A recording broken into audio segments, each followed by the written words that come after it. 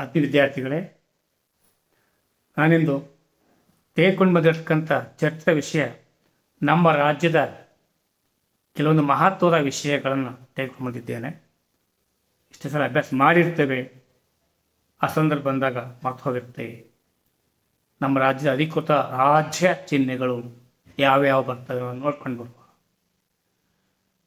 1973 November 1ರಂದು Mysuru ರಾಜ್ಯಕ್ಕೆ ಕರ್ನಾಟಕ ಎಂದು ಮರುನಾಮಕರಣ ಮಾಡಲಾಯಿತು. 2023ಕ್ಕೆ 50 ವರ್ಷಗಳನ್ನು ಪೂರೈಸಿದ ಇದನ್ನು ಹೆಸರಾಯಿತು ಕರ್ನಾಟಕ, ಉಸಿರಾಗಲಿ ಕರ್ನಾಟಕ ಎಂಬ ಥೀಮ್ನೊಂದಿಗೆ ಆಚರಿಸಲಾಯಿತು.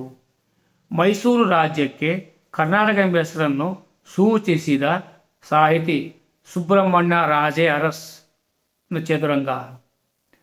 ನಮ್ಮ ರಾಜ್ಯ ಪುನರ್ವಿಂಗಡಣಾ ಕಾಯ್ದೆ 1956 ನವೆಂಬರ್ 1ರಂದು ವಿಶಾಲ ಮೈಸೂರು ರಾಜ್ಯಕ್ಕೆ ಅಸ್ತಿತ್ವ ಬಂದಿತು.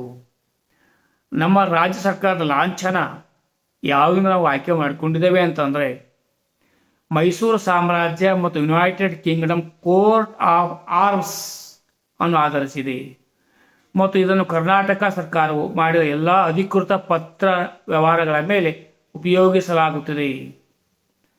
ಲಾಂಛನ ವಿಶೇಷತೆ ಏನಪ್ಪ ಅಂದರೆ, 2 ತಲೆಯ ಬಿಳಿ ಹಕ್ಕಿಯಾದ ಗಂಡು ಬೇರಂಡವು ನೀಲಿ ಬಣ್ಣದ ಸುತ್ತು ಕಟ್ಟಿನ ಒಳಗಿದೆ.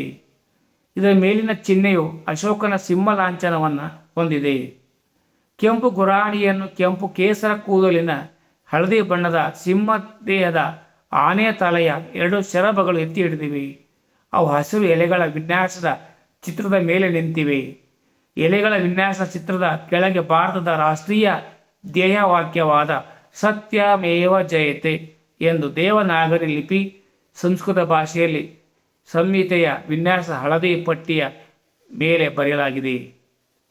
ನಮ್ಮ ರಾಜ್ಯದ ಧ್ಯೇಯವಾಕ್ಯ ಸತ್ಯಮೇವ ಜಯತೆ, ಸತ್ಯ ಒಂದೇ ಸದಾ ಗೆಲ್ಲುತ್ತದೆ. ಇದು ಪ್ರಾಚೀನ ಭಾರತೀಯ ವೇದಗಳಲ್ಲಿನ ಅಥರ್ವಣ ವೇದದಲ್ಲಿನ ಮಂಡಕ ಉಪನಿಷತ್ತಿನಲ್ಲಿನ ಒಂದು ಮಂತ್ರವಾಗಿದೆ. ಭಾರತ ದೇಶವು ಸ್ವಾತಂತ್ರ್ಯ ಪಡೆದಾಗ ಇದನ್ನು ಭಾರತದ ರಾಷ್ಟ್ರೀಯ ಧ್ಯೇಯವಾಕ್ಯವಾಗಿ ಅಳವಡಿಸಿಕೊಂಡಿತು. ಕರ್ನಾಟಕ ರಾಜ್ಯದ ಚಿಹ್ನೆ ಗಂಡು ಬೇರುಂಡ.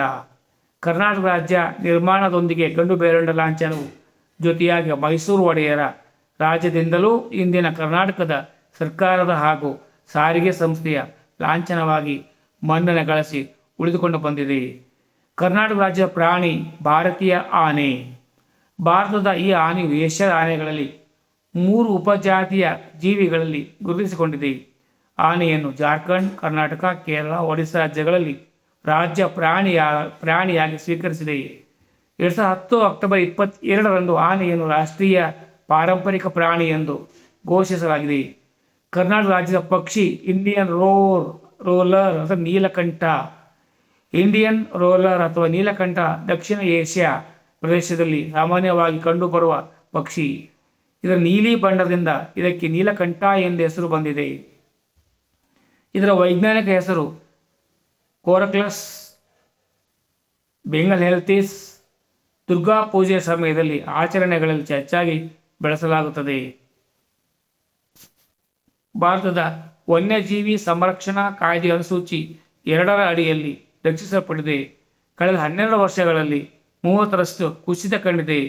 IUCN ಕೆಂಪು ಪಟ್ಟಿಯಲ್ಲಿ ಕನಿಷ್ಠ ಕಾಳಜಿಯಿಂದ ಅಪಾಯದ ಅಂಚಿನಲ್ಲಿದೆ ಎಂದು 2025ರಲ್ಲಿ ಮರುವರ್ಗೀಕರಿಸಲಾಗಿದೆ. ಕರ್ನಾಟಕ ರಾಜ್ಯದ ಹೂವು ಕಮಲ. ಕಮಲ ನೀಲಂಬನೇಸಿಯಾ ಕುಟುಂಬದಲ್ಲಿನ ಜಲವಾಸಿ ಸಸ್ಯದ 2 ಪ್ರಜಾತಿಗಳಲ್ಲಿ ಇದು ಒಂದು. ಇದರ ವೈಜ್ಞಾನಿಕ ಹೆಸರು ನೀಲಂಬೋ ನ್ಯೂಸಿಫೆರಾ. ಮಾಂಗಿಫೆರಾ ಇಂಡಿಕಾ ಎಂಬ ವೈಜ್ಞಾನಿಕ ಹೆಸರನ್ನು ಹೊಂದಿರುವ ಹಣ್ಣನ್ನು ಸಾಮಾನ್ಯವಾಗಿ ಮಾವು ಎಂದು ಕರೆಯಲಾಗುತ್ತದೆ.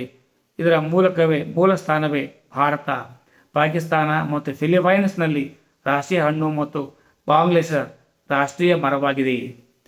ಕರ್ನಾಟಕ ರಾಜ್ಯದ ಕೀಟ ಜೇನು ನೊಣ.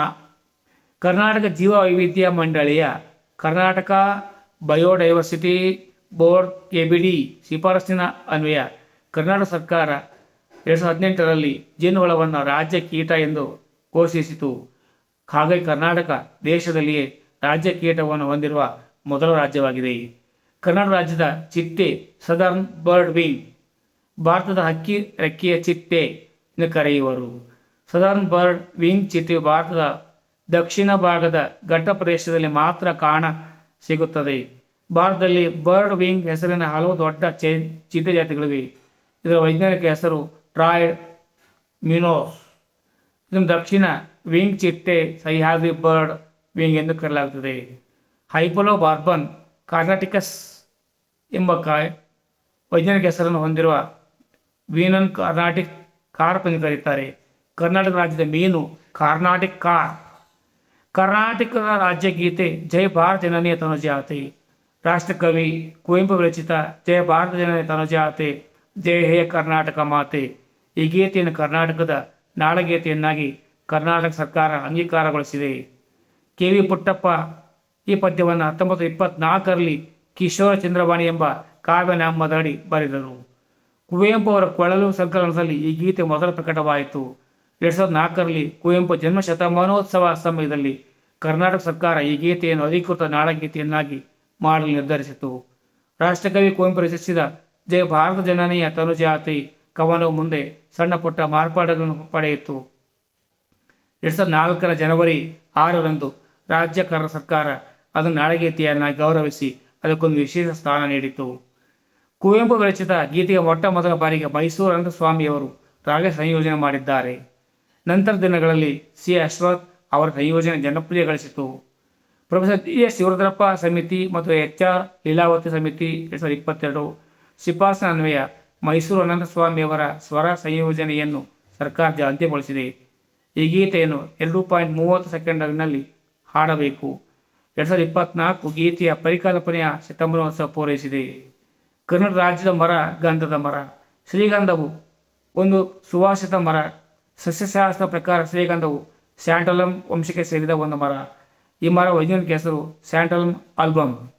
ಕರ್ನಾಟಕ ರಾಜ್ಯವು ದೇಶದ ಅತಿ ಹೆಚ್ಚು ಶ್ರೀಗಂಧದ ಮರಗಳನ್ನು ಬೆಳೆಯುತ್ತದೆ. ಹಾಗಾಗಿ ಕರ್ನಾಟಕವನ್ನು ಶ್ರೀಗಂಧದ ನಾಡು ಎಂದು ಕರೆಯುತ್ತಾರೆ. ಮೈಸೂರು ಪ್ರದೇಶದಲ್ಲಿ ದೊರೆಯುವ ಶ್ರೀಗಂಧವು ವಿಶ್ವದಲ್ಲಿ ಅತ್ಯುತ್ತಮ ದರ್ಜೆ ಎಂದು ಮಾನ್ಯ ಮಾಡಲಾಗಿದೆ. ಕರ್ನಾಟಕ ರಾಜ್ಯದ ನೃತ್ಯ ಯಕ್ಷಗಾನ. ಯಕ್ಷಗಾನ ನೃತ್ಯ ಹಾಡುಗಾರಿಕೆ, ಮಾತುಗಾರಿಕೆ, ವೇಷಭೂಷಣಗಳನ್ನೊಳಗೊಂಡ ಒಂದು ಸ್ವತಂತ್ರವಾದ ಶಾಸ್ತ್ರೀಯ ಕಲೆ. ಕರ್ನಾಟಕ ರಾಜ್ಯದ ಸಾಂಪ್ರದಾಯಿಕ ಕಲಾ ಪ್ರಕಾರಗಳಲ್ಲಿ ಅತ್ಯಂತ ಪ್ರಮುಖವಾಗಿದೆ.